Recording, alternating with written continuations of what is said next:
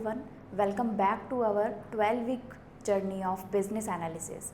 I am Rashmi Rawat, business analyst and tutor at DeckTech. So in our previous video, we have talked about the 12 chapters that we will learn together. So today from this video, we are starting our first chapter that is about business analysis overview. So have you wondered that कोई भी product और service बनाने से पहले उसके पीछे का process क्या होता है? तो आज मैं आपको क्लियर करती हूँ। सबसे पहले प्लानिंग, रिसर्च एंड प्रोडक्ट के बारे में जाना जाता है। उसके बाद फेज आता है प्रोडक्ट के डिज़ाइन करने को। तो इसी स्ट्रक्चर प्रोसेस का नाम है business analyst. So let's dive इन। सबसे पहले हम बात करने वाले हैं इस चैप्टर में कौन कौन से कंटेंट्स रहने वाले हैं। So let's have a look on this. First topic is about what is business analysis. Second is who is a business analyst. Third one is why is a BA important. Fourth one is what key responsibility of a BA. Fifth one is what skill required for a BA. Then next, sixth one is career path of a BA. Seventh is technology stack that a BA should know. Eighth one is importance of domain knowledge. Ninth one is why choose a career. And last one is about the summary. Last chapter में हम discuss करने वाले हैं कि business analyst के कौन कौन से बेसिक फंडामेंटल्स रहते हैं, क्या रोल्स रहते हैं, क्या रिस्पॉन्सिबिलिटीज़ रहती है। So let's dive in our first chapter. Business analysis का सिंपल मतलब होता है बिजनेस नीड्स को समझना और उसके लॉजिकल सॉल्यूशन प्रोवाइड करना। अब इसको एक एग्जांपल के थ्रू हम इसको समझते हैं। मान लीजिए एक कॉलेज कैंटीन में रेगुलर बेसिस पे लंच लेट डिलीवर हो रहा है। अब स्टूडेंट्स कंप्लेन कर रहे हैं कि उनका टाइम वेस्ट हो रहा है। तो यहाँ पे बिजनेस एनालिसिस किस तरीके से वर्क करता है वो मैं बताती हूँ आपको इन डिटेल। सबसे पहले बीए प्रॉब्लम आइडेंटिफाई करेगा और एनालाइज करेगा कि किस वजह से ये प्रॉब्लम अकर हो रही है। मान लीजिए किचन में ज़्यादा टाइम लग रहा हो, या स्टाफ की कमी हो, या फिर ऑर्डर मैनेज नहीं हो पा रहे हो। उसके बाद बीए डेटा कलेक्ट करेगा, जैसे स्टाफ अवेलेबिलिटी, स्टूडेंट फीडबैक और टाइम मैनेजमेंट। अब बात करते हैं नेक्स्ट टॉपिक की। Who is a business analyst? Business analyst एक ब्रिज की तरह वर्क करता है between business needs and the solution approach. जैसे एक ट्रांसलेटर इंग्लिश से हिंदी में कन्वर्ट होता है, उसी तरह बीए का काम होता है स्टेक होल्डर से रिक्वायरमेंट गैदर करके टेक्निकल टीम को समझाने का। They understood problems, gather and analyze the requirements and ensure the right solution that are implemented. BA works with stakeholders, clients, developers, testers and the project management to make the sure business goals are met effectively.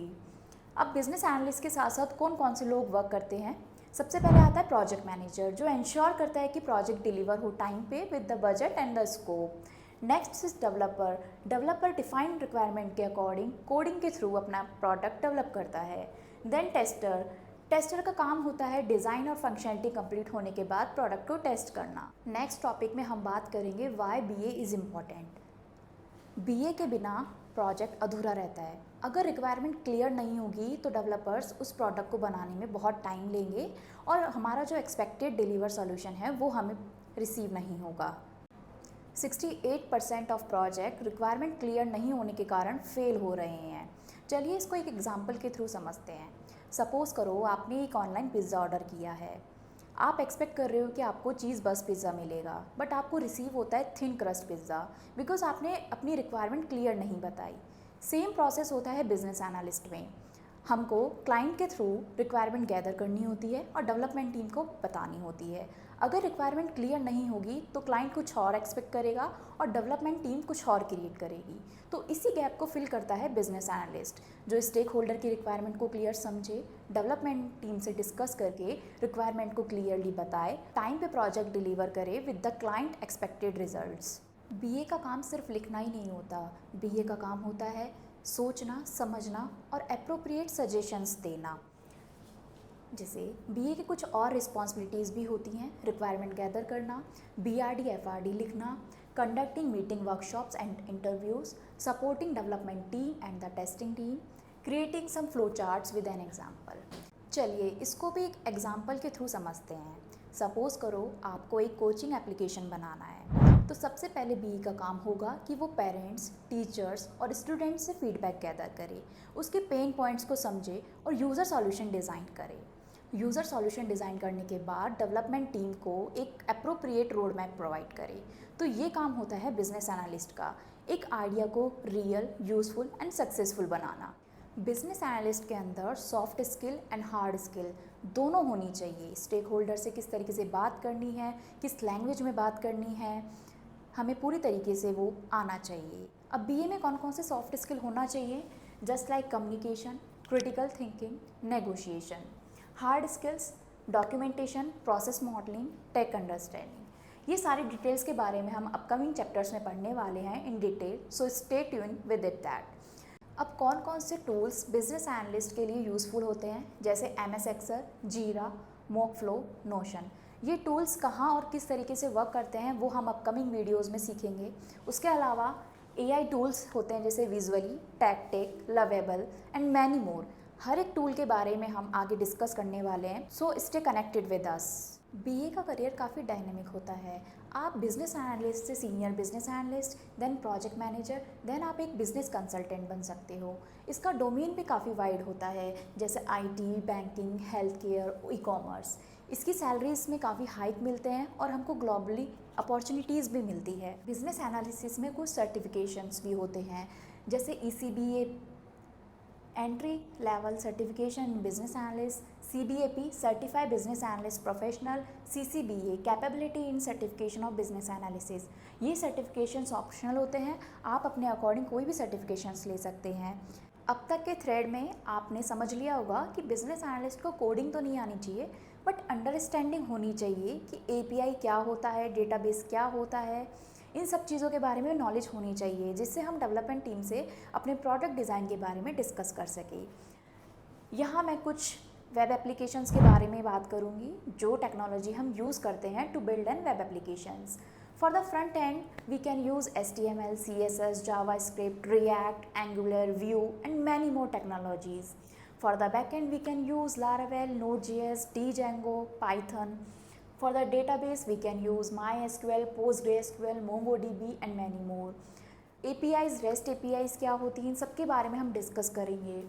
अब आता है tools के बारे में। Postman किस तरीके से work करता है, स्वैगर क्या होता है, डेवलपमेंट में किस तरीके से प्रोसेस किया जाता है, hosting and version control like AWS, Netlify, GitHub, ये सारी चीज़ों के बारे में हम डिस्कस करेंगे। ये सारी टेक्नोलॉजी के बारे में आपको तब समझ आएगा जब आप प्रैक्टिकली चीज़ें इम्प्लीमेंट करेंगे। तो आपको टेंशन लेने की कोई नीड नहीं है, आप सिर्फ गो थ्रू कीजिए और प्रैक्टिकली इम्प्लीमेंटेशन के लिए आपको ये कोर्स आगे तक ज्वाइन करना पड़ेगा। इसके साथ ही मैं कुछ मोबाइल एप्लीकेशन के बारे में भी आपको ओवरव्यू दे देती हूँ कि कौन कौन सी टेक्नोलॉजी हम यूज़ कर सकते हैं। जैसे नेटिव प्लेटफॉर्म के लिए we can use Android and iOS। अगर हम कोई भी एंड्रॉयड एप्लीकेशन बना रहे हैं तो we can use Java and Kotlin, and for the iOS we can use Swift and Objective C. Cross platform we can use Flutter and React Native and Xamarin। ये technology ऐसी होती है जो हम एक सिंगल कोड बेस के through दोनों platform पे अपना एप्लीकेशन डेवलप कर सकते हैं। मींस एंड्रॉयड एंड iOS दोनों एप्लीकेशन बनाने के लिए we can use the cross platform, that is react native, Flutter, Xamarin and many more in the market, but Flutter and React native is trending nowadays. Now backend connectivity just like REST APIs, Firebase, Node, PHP, .NET, Django. It is same for the web application also. अगर आपको mobile application design करनी है तो you can use Figma. Android application को launch करने के लिए we need to use Play Store, and for the iOS application we need to use App Store. अब बात करते हैं कुछ सॉफ्टवेयर और टूल्स के बारे में। फर्स्ट आता है CMS, means content management system. For content management system, we can use some technologies like WordPress, Drupal, Joomla, Strapi. And for the e-commerce platforms, we can use Magento, Shopify, WooCommerce and many more.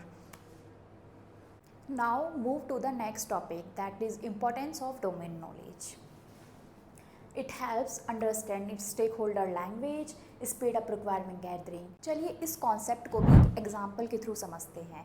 Suppose करो आपको एक health care application बनवाना है और उस application में कुछ terms use हो रहे हैं, जैसे OPD, EMR।